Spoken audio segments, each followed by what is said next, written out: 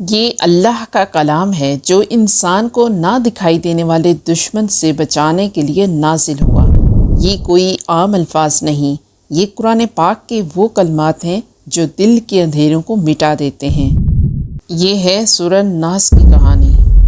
ستاروں کی مدھم روشنی ریتیلے زروں پر جھلملاتی ہے۔ اسی شہر مقدس میں اللہ کے محبوب صلی اللہ علیہ وآلہ وسلم کے قلب مبارک پر وحی کا نزول ہوا اور انسانیت کو وہ کلمات عطا ہوئے جو قیامت تک انسان کو شیطان کے وسوسوں، جادو کے حملوں اور نفس کے اندھیروں سے بچاتے رہیں گے۔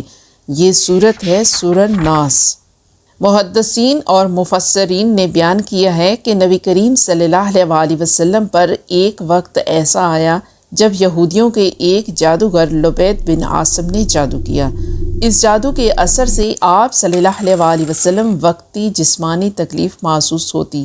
روایت میں آتا ہے کہ کبھی آپ کو گمان ہوتا کہ آپ نے کوئی کام کیا ہے حالانکہ وہ نہیں کیا ہوتا تھا۔ یہ کیفیت اللہ تعالیٰ نے آپ کے لیے آزمائش کے طور پر رکھی۔ اس وقت اللہ تعالیٰ نے اپنے محبوب صلی اللہ علیہ وآلہ وسلم کو دو عظیم صورتیں عطا فرمائیں، سورہ فلق اور سورہ ناس۔ یہ دونوں صورتیں پناہ مانگنے والی صورتیں ہیں۔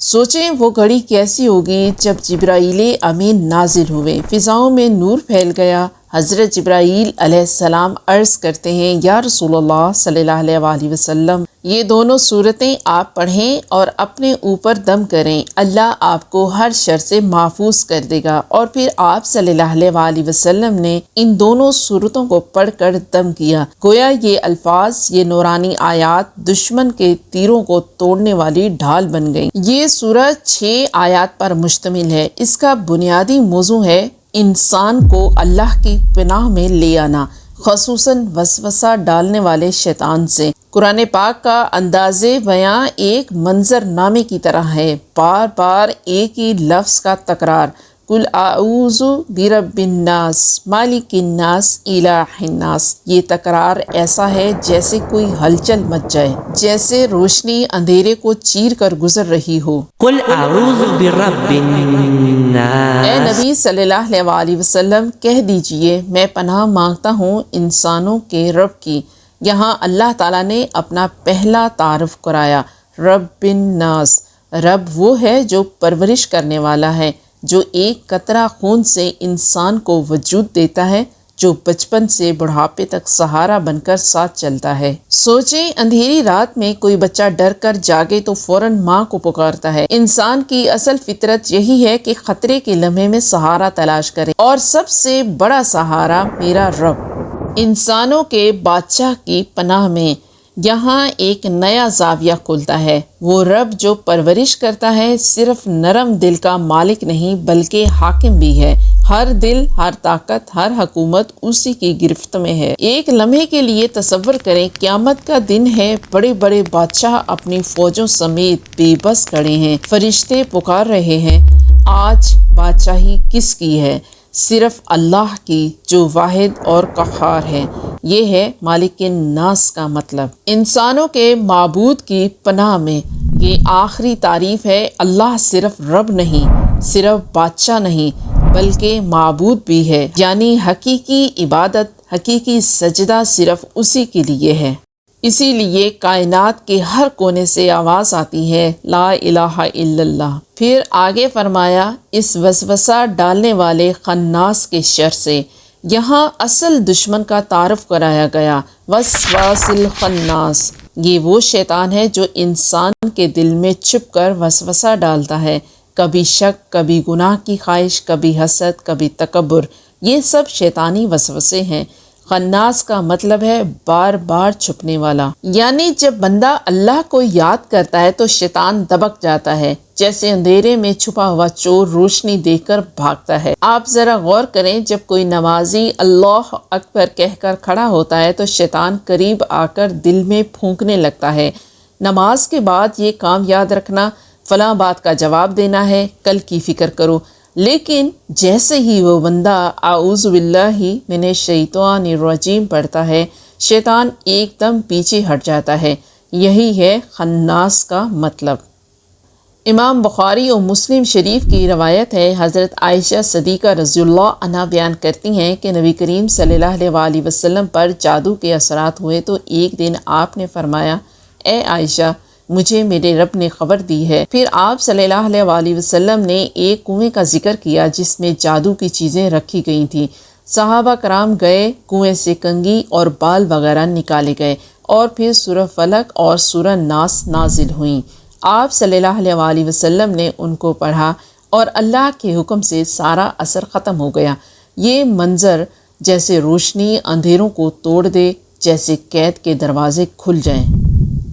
یہ سورہ ہمیں بتاتی ہے کہ انسان اپنی ذات میں کمزور ہے، خواہ وہ بادشاہ ہو یا فقیر، عالم ہو یا جاہل، سب کو شیطان وسوسے میں ڈالتا ہے اور اس وسوسے کا علاج صرف ایک ہے، اللہ کی پناہ۔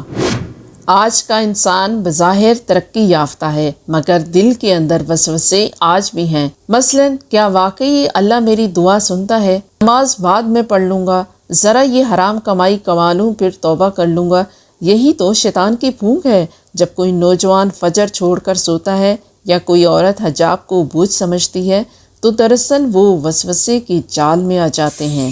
انسان اپنی عقل یا طاقت سے شیطان کا مقابلہ نہیں کر سکتا۔ حقیقی حفاظت صرف اللہ کی پناہ میں ہے۔ لہٰذا اللہ نے ہمیں یہ الفاظ سکھائے کہ جب بھی اندھیرا دل پر چھا جائے ہم بار بار دہراتے رہیں، قل اعوذ برب الناس۔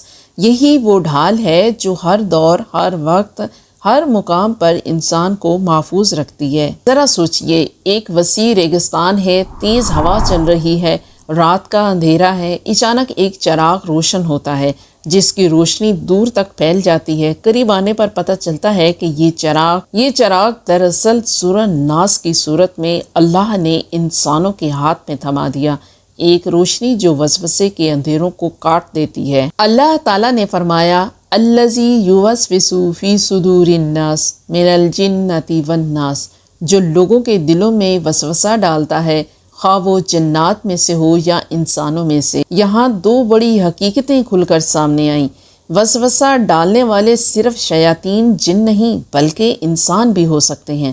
یہ وسوسہ دل میں پھونکا جاتا ہے، ایسا جیسے ہوا کا ایک جھونکا جو نظر نہیں آتا مگر دل کو ہلا کر رکھ دیتا ہے۔ صحیح مسلم شریف میں حدیث مبارکہ ہے، رسول کریم صلی اللہ علیہ وسلم نے فرمایا، شیطان آدم کے بیٹے میں خون کی گردش کی طرح چلتا ہے، یعنی جس طرح خون رگوں میں بہتا ہے، شیطان بھی دل و دماغ کے گرد چکر لگاتا ہے، موقع ڈھونڈتا ہے کہ کہاں سے حملہ کرے۔ شیطان کبھی کہتا ہے، کیا واقعی اللہ ہے؟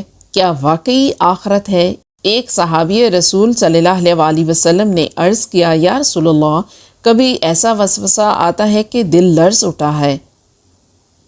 آپ صلی اللہ علیہ وسلم نے فرمایا، یہ ایمان کی علامت ہے، یعنی جب وسوسہ آئے اور دل گھبرا جائے تو یہ اس بات کی دلیل ہے کہ دل ایمان والا ہے۔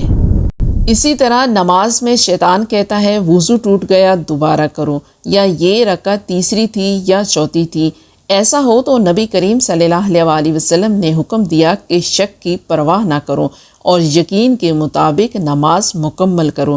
کبھی دل میں حسد ڈال دیتا ہے کہ فلاں کے پاس یہ نعمت ہے، فلاں کے پاس یہ نعمت کیوں ہے، اور کبھی تکبر میں سب سے افضل ہوں، کبھی شہوت، یہ گناہ کر لوں بعد میں توبہ کر لوں گا۔ یہ سب وسوسے انسان کی اصل آزمائش ہیں۔ آج کا دور ڈیجیٹل دنیا کا دور ہے، سوشل میڈیا پر فتنوں کی بھرمار ہے، ہر اسکرین کے پیچھے وسوسہ چھپا ہے، ایک کلک میں برائی کا دروازہ کھلتا ہے۔ شیطان اب صرف جنگل یا غاروں میں نہیں بلکہ موبائل کی اسکرین سے بھی دلوں پر وار کرتا ہے۔ یہی وجہ ہے کہ سورہ ناس آج بھی اتنی ہی زندہ حقیقت ہے جتنی 1400 سال پہلے تھی۔ صحیح احادیث میں آتا ہے کہ نبی اکرم صلی اللہ علیہ وسلم جب سونے جاتے تو اپنے دونوں ہاتھوں پر سورہ فلق اور سورہ ناس پڑھ کر دم کرتے اور پورے جسم پر پھیر لیتے۔ یہ کیسا منظر ہوگا؟ ہم اس کو عملی زندگی میں کیسے پڑھ سکتے ہیں؟ نماز کے بعد سورہ فلق اور سورہ ناس 3 بار پڑھنے کی تلقین کی گئی ہے اور یہ معمول دل کو سکون دیتا ہے۔ ہر رات سونے سے پہلے 3 بار سورہ ناس پڑھ کر دم کریں، یہ روحانی حفاظتی حصار بناتا ہے۔ جب گھر میں بے سکونی ہو، اولاد ضدی ہو جائے یا لڑائی جھگڑا بڑھ جائے تو ان دونوں صورتوں کو پڑھ کر گھر پر دم کریں، دلوں کی سختی نرم ہو جائے گی۔ حضرت عقبہ بن عامر رضی اللہ عنہ روایت کرتے ہیں کہ رسول اللہ صلی اللہ علیہ وسلم نے فرمایا، کیا تم جانتے ہو آج رات کون سی آیات نازل ہوئی ہیں؟